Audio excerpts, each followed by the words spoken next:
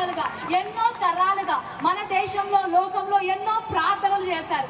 మన దగ్గర కూడా మనందరికీ తెలిసిన ఉపనిషత్తులోంచి అసతోమ సద్గమయ, తమసోమ జ్యోతిర్గమయ, మృత్యోంగ అమృతంగమయ, ఓం శాంతి శాంతి శాంతి అని ఎన్నో దశాబ్దాలు పండితులు, వేద పండితులు ఎన్నో ప్రార్థనలు చేశారు. అంటే అసతోమ సద్గమయ, అసత్యంలో ఉన్నామయ్యా, సత్యంలోకి నడిపించండి. తమసోమ జ్యోతిర్గమయ, చీకట్లో ఉన్నామయ్యా, వెలుగులోకి నడిపించండి. మృత్యోంగ అమృతంగమయ, మృతి చెందిన వారి వలె ఉన్నాము, జీవము లేని వారి వలె ఉన్నాము, మాకు జీవాన్ని ఇయ్యయ్యా అని ఉపనిషత్తుల్లో భారతీయ వేద పండితులు అనేక సంవత్సరాలు ప్రార్థన చేశారు.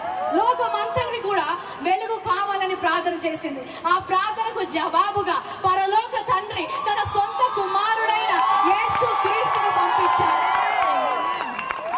ఒక కారణ జన్ముడు జన్మించాడు, ఒక లోక రక్షకుడు జన్మించాడు. ఆ ప్రార్థనకు జవాబుగా పరలోకము నుంచి అద్వితీయ కుమారుడు ఈ లోకానికి వచ్చాడు. హల్లెలూయా. ఆయన వచ్చి యోహాను 14లో అంటాడు, I am the way, I am the truth, I am the life, I am the answer to the prayers of the mankind. సత్యములోకి నడిపించడానికి నేను వచ్చాను.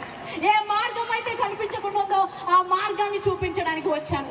పరలోకానికి మార్గాన్ని నేనే అని చెప్పాడు. హల్లెలూయా. నిత్య జీవము నేను ఇవ్వడానికి సిద్ధంగా ఉన్నాను చెప్పాడు.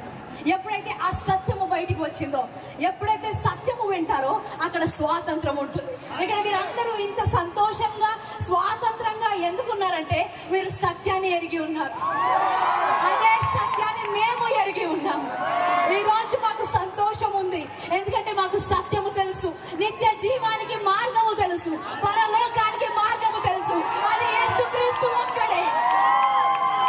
హల్లెలూయా.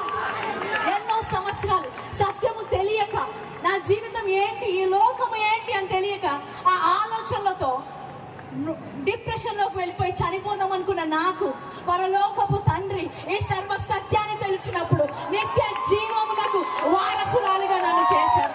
హల్లెలూయా.